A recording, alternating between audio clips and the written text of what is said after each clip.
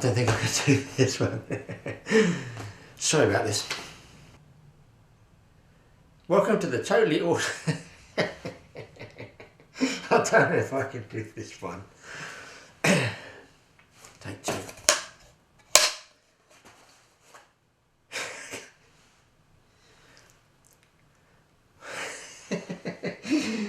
Oh, it's extremely childish, I know.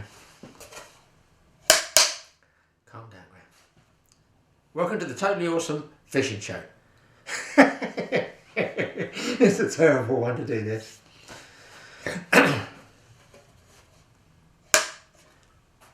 Welcome to the totally awesome fishing show. I'm here to tell you about a fish that can make you really, really ill. I can do this. Welcome to the totally awesome fishing show. I'm going to talk to you about a fish. I'm clenching my fish here with fear. That is so weird, so unusual to catch, and so unusual to eat. It's called the oilfish. It's an extreme predator that lives at extreme depths, and it can give you extreme. Well, listen, if you have to eat this fish, it's a big fish. It's also known as a snake mackerel. It's got teeth. It's got scales that would rip your skin to shreds. It eats anything that swims in front of it. I mean, it really is an aggressive predator. Not a lot is known about it, except that if you eat this fish, quite a lot of people get a bad attack of... Will they make it or not? Yes, it has what's called wax esters, or esters. Don't know how to pronounce it.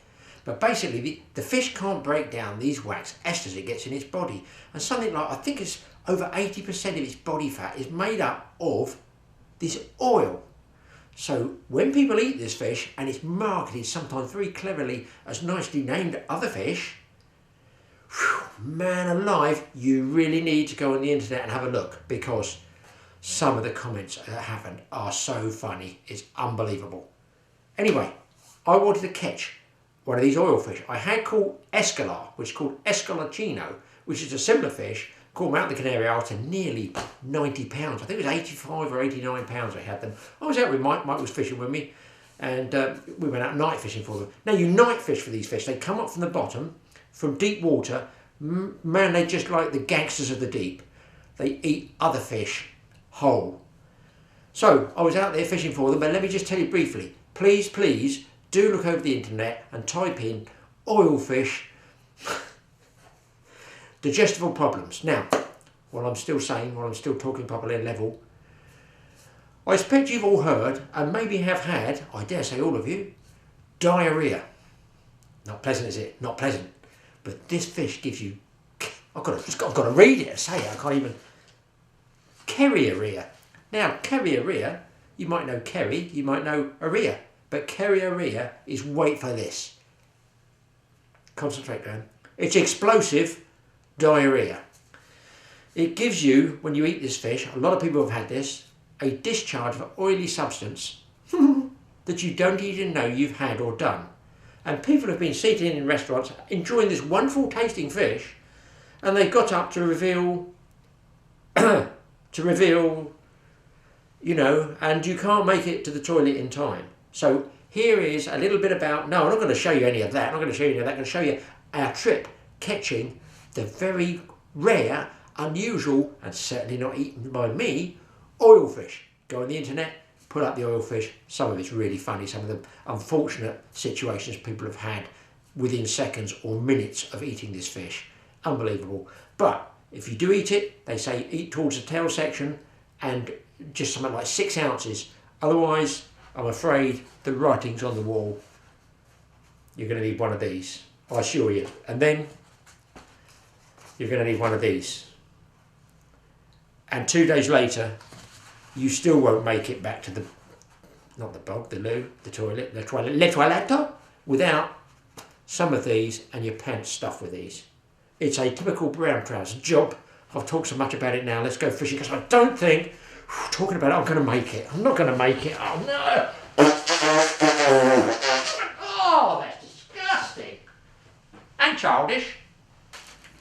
Right, we're now due to go out to fish for the oil fish. And yes, you're in the hotel room, but the boat is the wettest boat I've ever been on.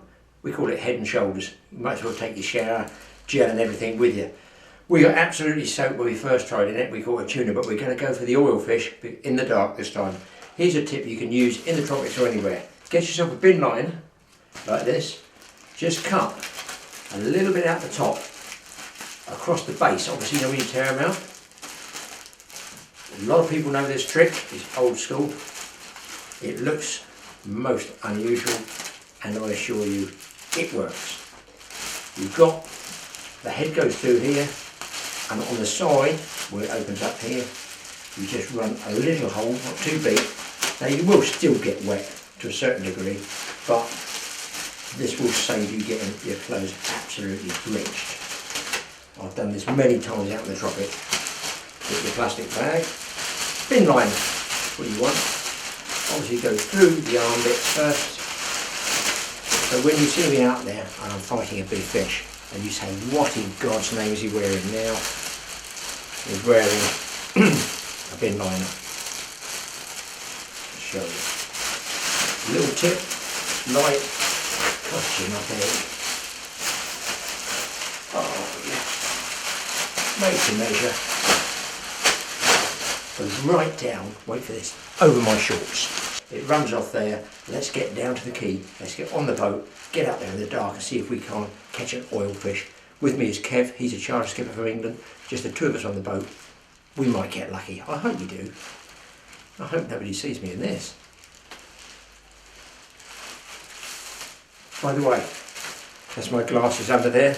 Don't get carried away. It's not my bra size.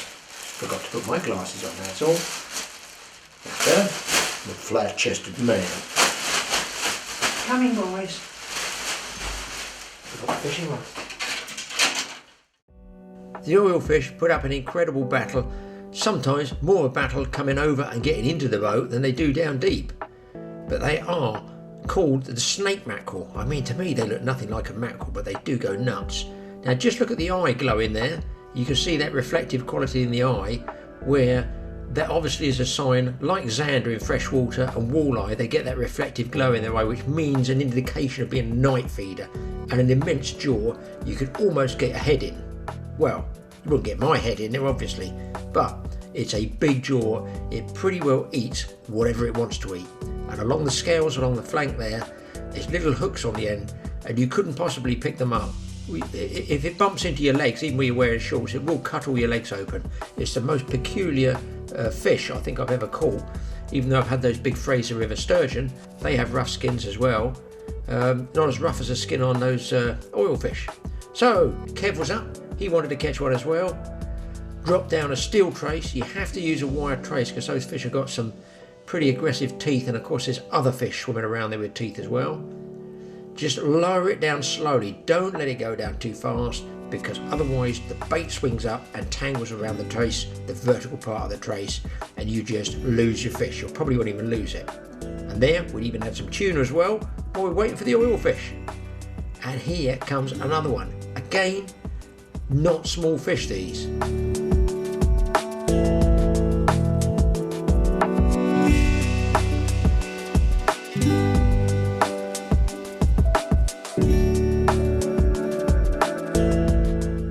Now some people can eat them and they don't suffer any adverse reactions, but a huge number do. So beware of eating the oil fish. And that again, Kev is holding a pretty big fish. Well, obviously with action like that, others in the trip wanted to get out there and catch their first oil fish. Next up, Phil Williams.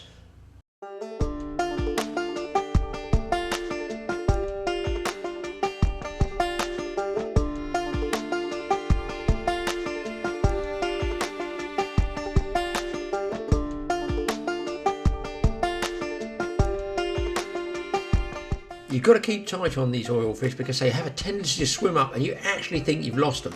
And this one, how unlucky for the oil fish, it's slashed and grabbed at the bait and the hook's got tangled around its tail. Well, it really wasn't his night, was it? So lucky old Phil gets his fish, gets his first oil fish, and it's a real spanker. good sized fish. If you said to me what's the average of this fish called the oilfish or the snake mackerel, I guess, I don't know, 50 pounds, 60 pounds. Phil had got his fish. Next one up was Big Dave. He can wind anything up. We know that because literally he previously caught, I think it was a 315 pound yellowfin tuna in 20 minutes. I'll tell you what, if he eats a piece of this oilfish, he won't even get to the loo in 20 minutes. He won't get to the loo in 2 minutes. But at least he got the fish.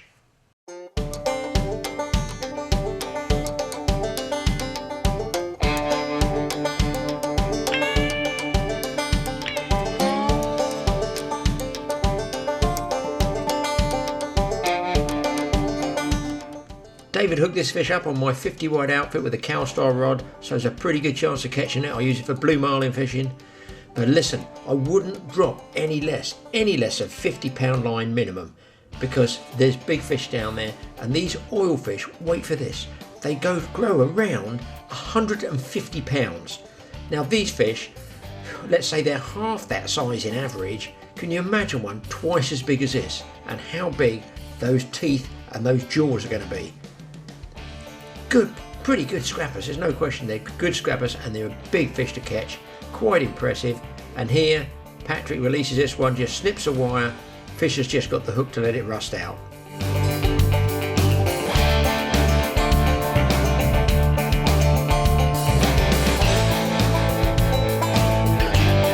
There's little doubt with another Akez fish here that this oilfish, he's going to put anything he wants down that throat.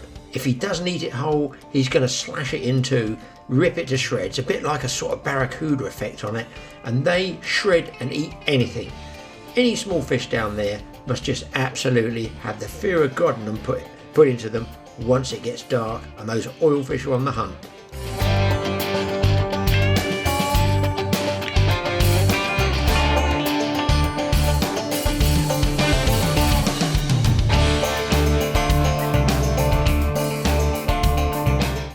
Now the skipper's going to use the bend of that hook and the bend of the gaff to release this fish, and they don't seem to blow up with the bends and they go back down again.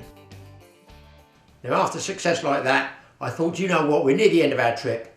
Shall I take the big camera out? Because obviously you gathered, with spray going over cameras, it's not a good marriage, is it? Saltwater spray and expensive cameras. So I've been using a little small one in a waterproof casing. I went out, took the big camera, took a gamble, but I didn't actually realise what I would get next. Okay, we're out here. We just had Dave's big tuna there, an absolute massive yellowfin tuna, some other tuna. We've had one oilfish. We wanted to show you and talk about it so that you can see the scales, and wait for this, the jaws, the very impressive jaws of the oilfish. But it's been sort of intercepted on the way to the surface. I'll show you what I mean. And this was not a small fish. I don't know if you can see that, but there is all that's left. He says dropping it. Oh, that would have been a big oilfish.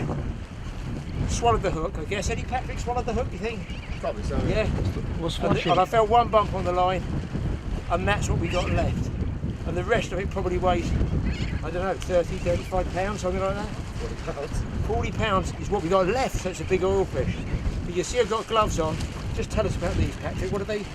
It's the way the scales are facing. The scales, they come up on the ends. They come up like this? Yes, sir. So never pick them up. That's why we got the gloves. I don't really can hear that on the camera. But they're really dodgy fish to pick up. And maybe we'll get one with a head and show you what the jaws look like. Just stuck to me. The biggest half a fish I've ever caught.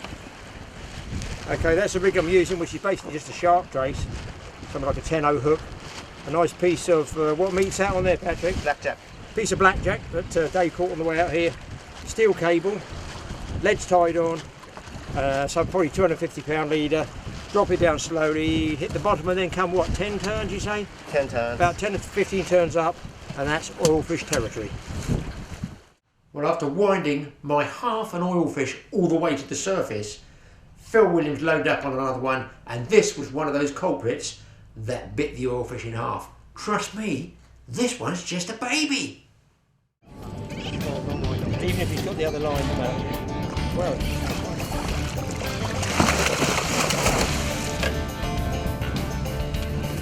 Galapagos with that? Yeah. Okay, just go there. Watch the blade. Yeah.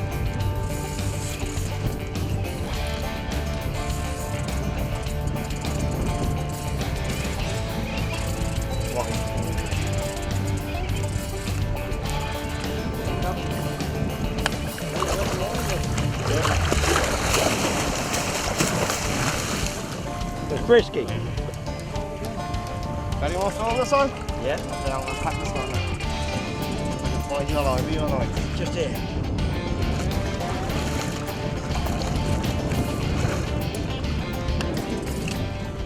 Come on, well done. Thank you, Patrick. And even though we were packing up to go and the anchor was being pulled up by the skipper, I still fired my bait down because I knew those oilfish were attacking and ravaging everything down there. Man, what a fish I got. It was like being thrown a double six on the craps table. Oh, the craps table, oilfish. Oh, I'm off again. Oh.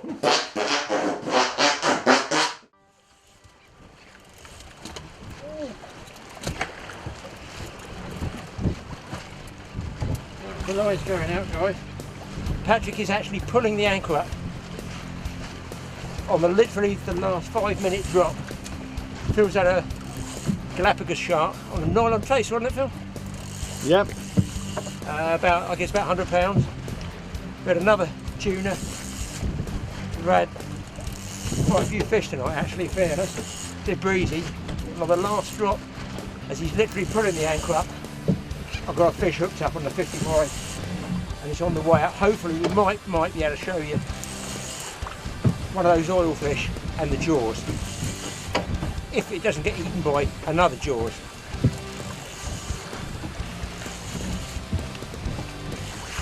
Which I think is fairly probable.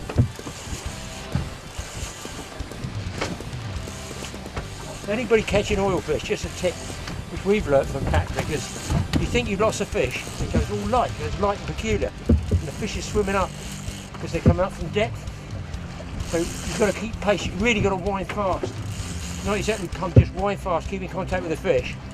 Then it comes tight, and when they get to a certain depth, I don't know what that depth is, they obviously don't like it if they're deep water fish, then they can barrel on down, that's when you got like this. Out goes the line, ripping out. He's obviously got to a depth that he doesn't like, or he's being chased by a 500-pound shark. Well, I fear, guys, he's just been eaten by a shark. I don't think there's any chance of eventually showing you the head of a full oil fish. But what I did do, as the fish is running, I've opened the drag and let the fish run a long way, and hopefully he can outrun the shark. It's a little totally awesome tip that the tuna fishermen do, the tarpon fishermen do in Florida Keys. When the tarpon are about to be eaten by a bull shark, you back the drag off and let the fish run, and they can always outrun the shark. But the longer it's in the water, obviously, I fear the shark's chasing. You can see the line going there.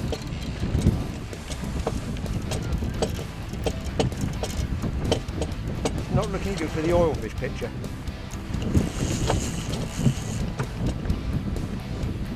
What we might get lucky with is if this shark, which I'm pretty sure this is, bites the bottom half off, we can stick the two together so you can see the front and the back. I'll start loading up on this in a minute. My soap. Oh man, it's a big one. That's a big Oh, it's a big oily. oily, yeah. Oh, God. That's a huge oil fish. Oh shit. That's really, watch the splashes, Phil. Yeah, it's alright. Oh, okay. Just hold tight the drag, yeah. Hold tight to that.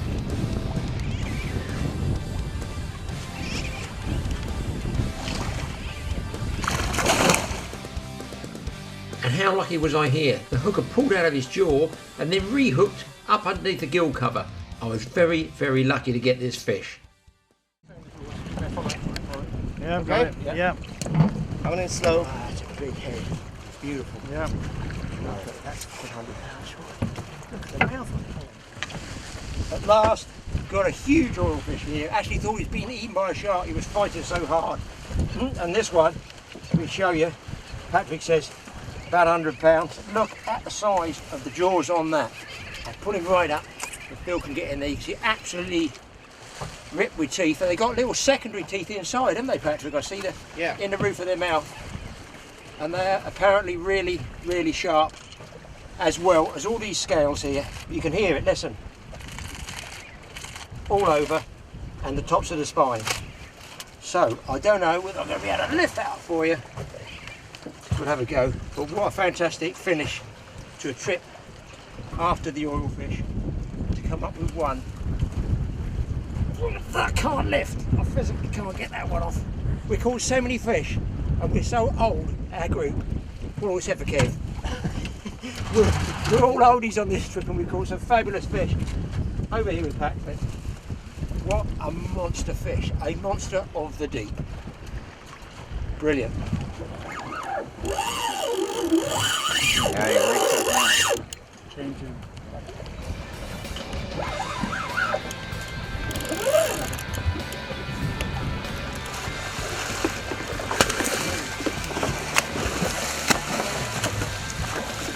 Bit of light on him, Phil, that's it.